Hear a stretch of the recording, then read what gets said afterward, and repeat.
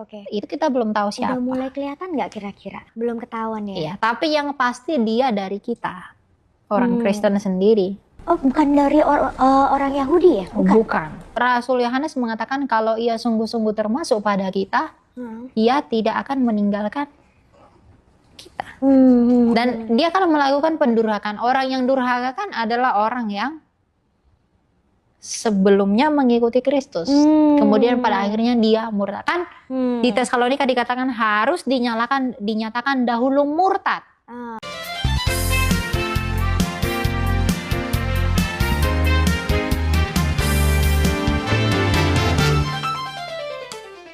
Shalom, salam damai sejahtera bagi kita semuanya. Apa kabar saudara-saudaraku yang diberkati oleh Tuhan? Saya berdoa saudara-saudara semuanya sehat selalu ketika dijumpai oleh video ini.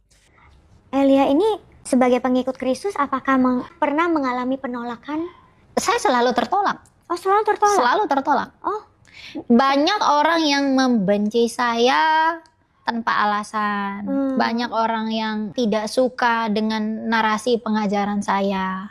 Tapi saya berpikir bahwa itu adalah tanpa menghakimi siapapun. Saya mengatakan itu adalah hal yang wajar dari penginjilan.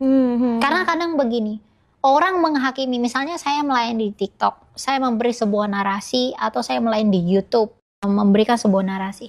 Banyak orang yang mungkin tidak sepakat dengan saya, lalu menghakimi, ngejudge saya. Oh, kamu belum sekolah teologi tapi sudah mau mengajar dan lain sebagainya. Oh, pandanganmu itu salah begini-begini dan lain-lain. Saya melihat hal seperti itu bukannya marah, tapi justru berpikir bahwa ya memang orang proses belajarnya beda-beda. Ada yang pengetahuannya sedikit, tapi langsung mau menghakimi. Ada yang pengetahuannya banyak juga mau menghakimi, sekalipun memang dia tidak berhak untuk menghakimi siapapun. Tapi kan untuk saling mengingatkan itu perlu. Ya, benar. Jadi penginjilan itu memang membuat kita tertolak.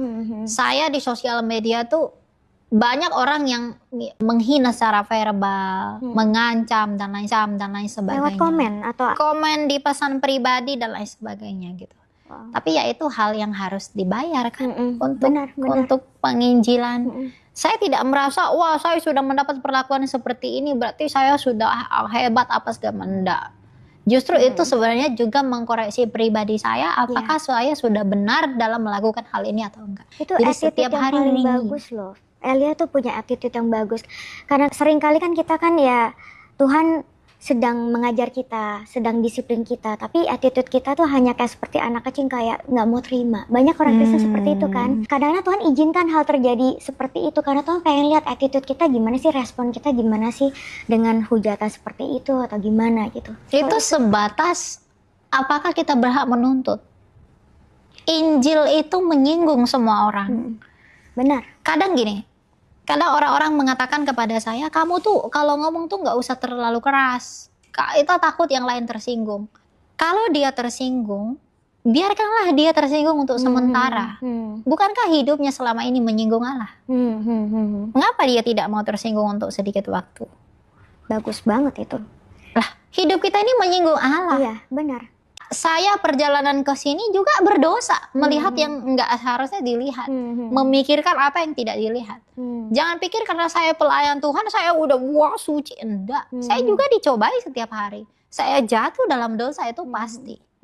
Tapi kan tentang respon dan kerinduan hati kita, mau berubah atau tidak, mau menjalani atau tidak, kan begitu. Jadi kalau Injil itu membuat orang tersinggung, jangan ikuti perasaan dagingmu untuk berdamai dengan dunia. Biarkan semua orang tersinggung. Seperti perkataan Rasul Paulus. Apakah dengan mengatakan kebenaran aku menjadi musuhmu? Apa pentingnya orang mengkerutkan keningnya sama saya kalau Kristus tersenyum pada saya? Apa pentingnya orang membenci saya kalau Tuhan saya mengasihi saya? Ya kalau orang yang saya cari itu bermasalah. Tapi bukan manusia yang kita cari. Ya. Apa pentingnya hidup sih di dunia ini?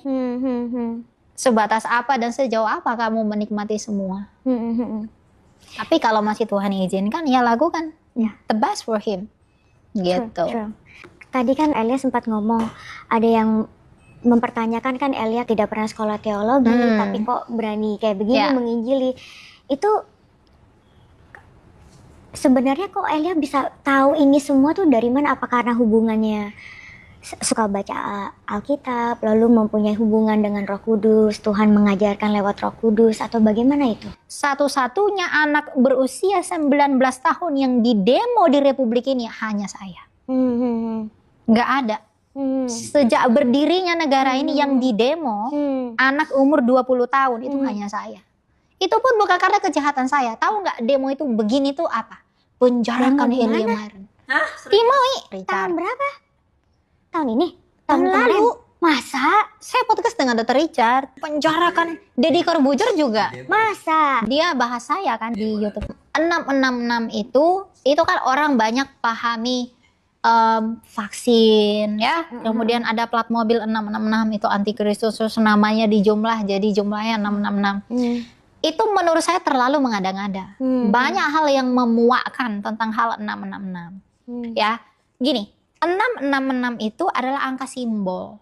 Ingat, manusia dicipta pada hari keberapa? 6. Hari ke-6. 3 itu angka ilahi toh.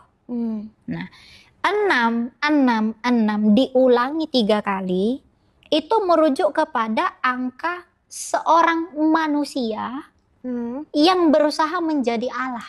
Oh. Jadi angka Allah itu kan 7.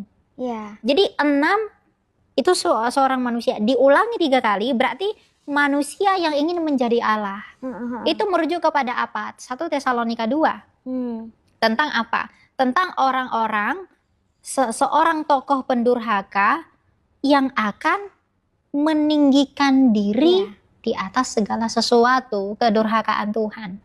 Jadi 666 itu adalah manusia yang ingin menjadi seperti Allah. Ditanam di tangan, ditanam di dahi, itu artinya apa? Di tangan itu artinya kan tangan kanan, di tangan kanan dan di dahi mereka. Tangan kanan ini artinya kepercayaan, persahabatan. Kalau kita salaman dengan tangan kanan. Nah, jadi kalau dikatakan tanda itu ditanamkan di tangan, artinya orang-orang yang memiliki tanda di tangan itu mengadakan persahabatan dengan antikristus itu. Kayak sepakat gitu. Iya. Lalu ditanamkan di dahi artinya apa? Artinya mengikuti pikiran dan filsafat antikristus itu dengan melawan Raja Mesias. Iya. Jadi orang-orang yang mengikuti tanda atau memakai tanda 666 di tangan dan di dahi mereka adalah orang-orang yang bersahabat dengan antikristus itu. Ya. Dan mengikuti perilaku seperti antikristus itu, berbuat seperti antikristus itu, dan memiliki kesatuan mindset dengan antikristus itu untuk melawan Yesus. Nah, orang-orang inilah yang disebut sebagai pengikut antikristus. Nah, orang yang tidak memakai tanda itu tidak dapat menjual, membeli. Menjual di sana itu tidak berarti membeli makanan, menjual ini, bukan.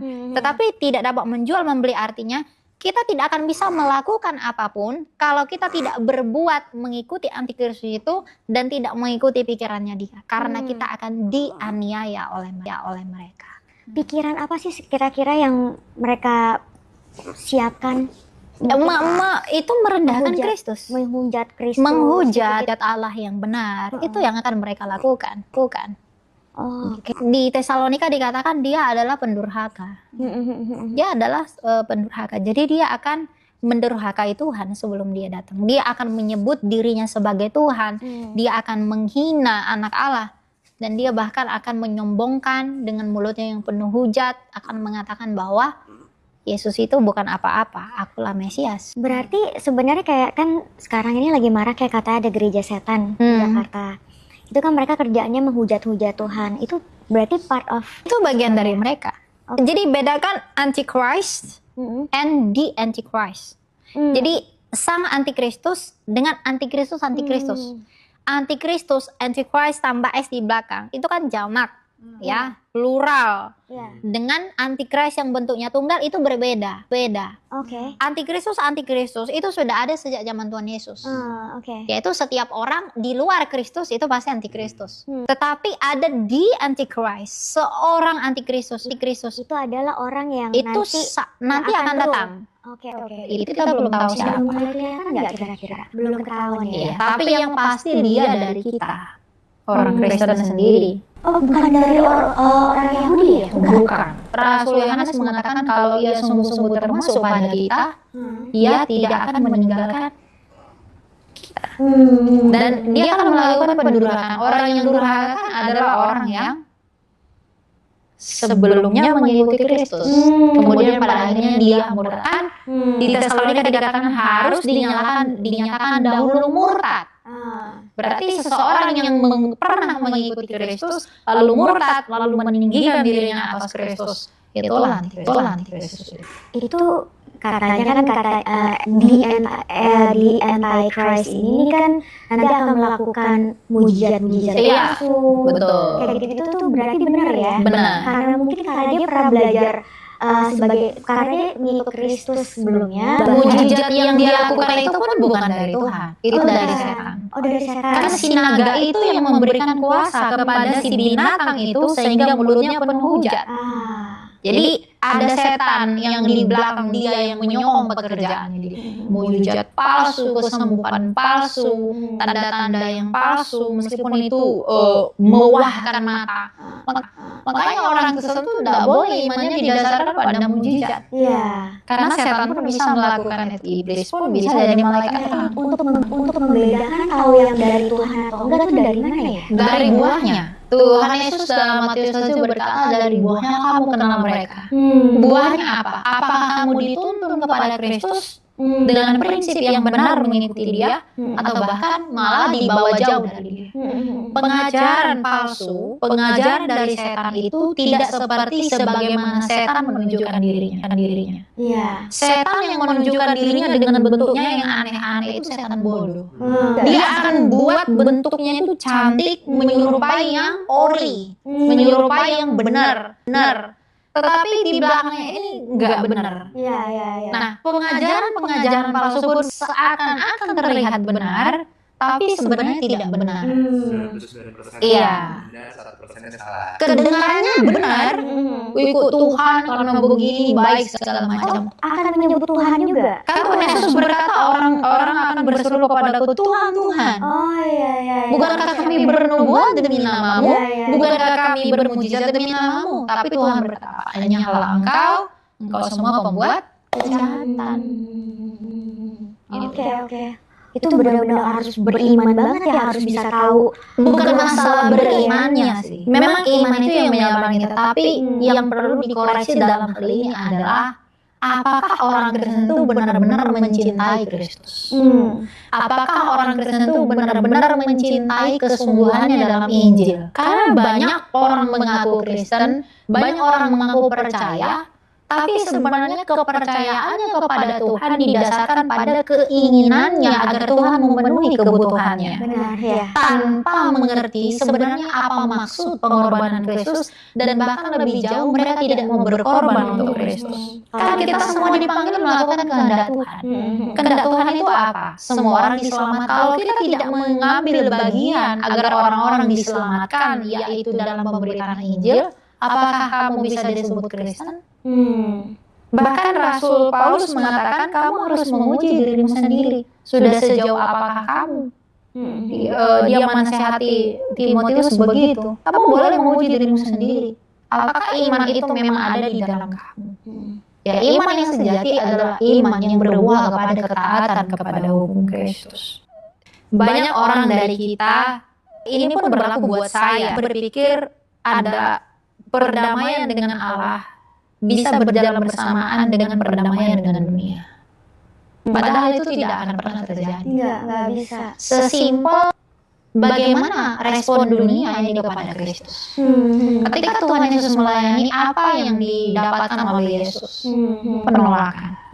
Bahkan Tuhan Yesus berkata kepada orang Farisi, mereka ular beludak yang mengikuti Yesus hanya dengan motivasi apa yang bisa Yesus lakukan buat mereka. Semangat itu bangkit lagi sekarang. Segala sesuatu yang masuk lewat mulut keluar lewat mulut. Jadi tidak mungkin ada orang kerasukan roh jahat kalau tidak orang itu pernah jadi tumbalnya setan. Dalam nama Yesus. Dalam nama Yesus. Sikala nama sikala nama. Dalam nama Yesus. Menjauhi kejahatan. Ulang ini punya kerajaan surga. Ulang amin. Yesus akan menyembuhkan orang buta itu. Diambil keputusan dan Nama Yesus cepat. Jangan lama-lama. Aku perintahkan engkau demi nama Yesus.